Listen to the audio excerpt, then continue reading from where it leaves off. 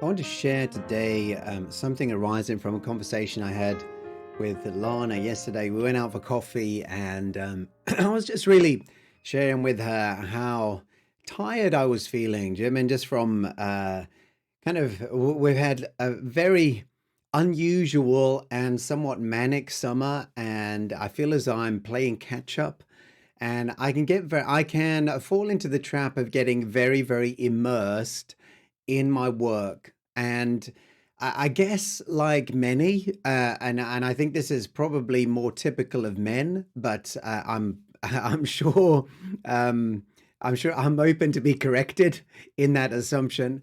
But we can gain a great deal of our self worth and significance from the things that we do.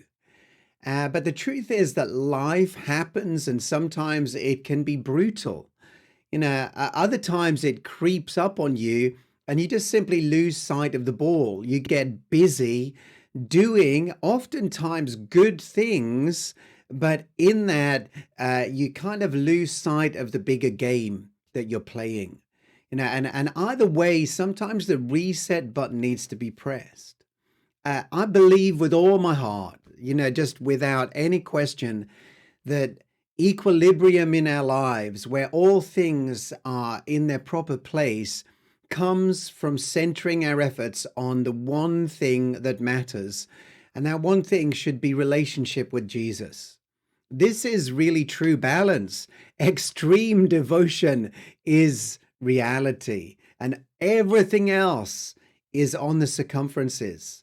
Even creativity, which I speak of a lot, even your business, your family, your hopes, your aspirations, all of it, there is not a goal that is great without Jesus at the helm. And no victory is sweet without his smile.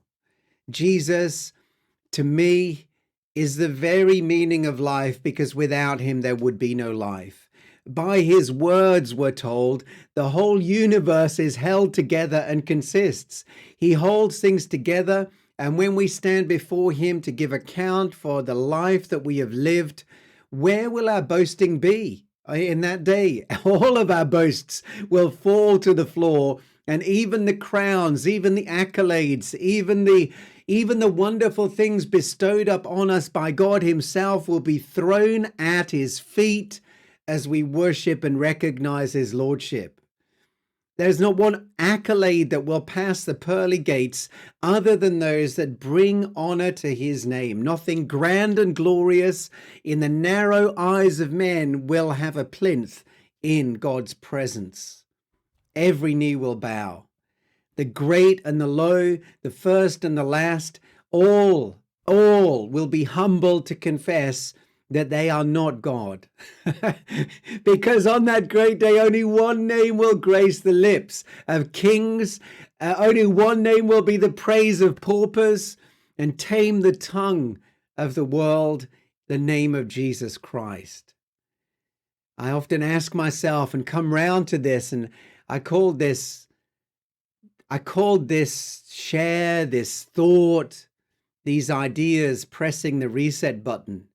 And this is one of the questions that presses that button for me. How will I fare when that moment arrives, when I stand before the King?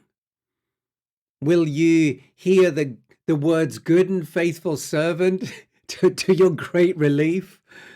Or will you be shocked to hear, I never knew you? There'll be no buts and ifs. They won't work on that day. There'll be no more opportunity for tomorrow I will, or give me one more chance, or then I will change. There's a time when time stops, and the future, a long, eternal future without horizon, begins. Now and forever will be forged in an instant, and you'll stand right there in the eye of the storm. When eternity strikes, time becomes meaningless. Where will your boasting be? How will the values that you are living by stack up? What selfish laudations will you be flying on that day? What flag will you lift? It's not popular to talk about being fearful. but you should be, and so should I. For all my pontification and pious declarations, they will count for zero when I tremble in God's holy presence. When the one that today I call friend casts his eye over my life, he will do so as a judge, not my body. No longer, he'll no longer be a religious side dish added to an overflowing plate. He won't be an option or a favorable choice in the polls. He will be all in all. His glory will stretch the full span, and nothing else will matter. His light, the brightness of his coming, will bleach the glamour of all that seemed important, completely bare. Nothing else will matter. Zero, nada, nothing, only Jesus. We'll discover that our tiny minds were incapable of comprehending the terrible implications of truth. Our apprehension of what is real is honestly so shallow and will be shown to be so.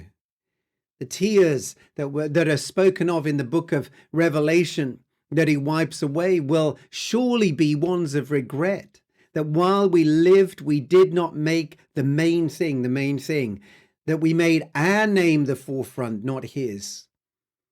Fear deserves a strong place at the table, for the fear of the Lord is the beginning of wisdom. Goodness and severity belong in the same room. A gospel that doesn't acknowledge holiness is a lopsided lie that leads men astray. And one day we will all stand before God to give account.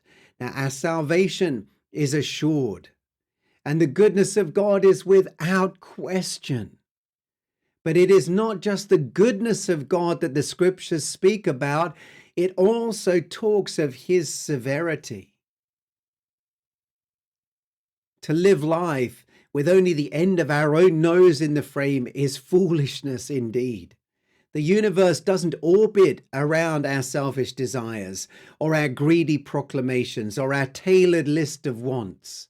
As much as the world would want to usher us in to a sense that the universe is just awaiting our bidding, oh, God forbid that we would fall into such a trap. God forbid that we would forget that there's one who rules over all and who deserves our worship and our praise above all else.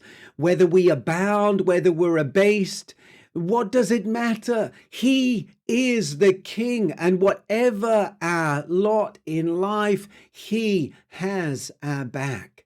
What would it profit a man to gain the whole world but lose his own soul?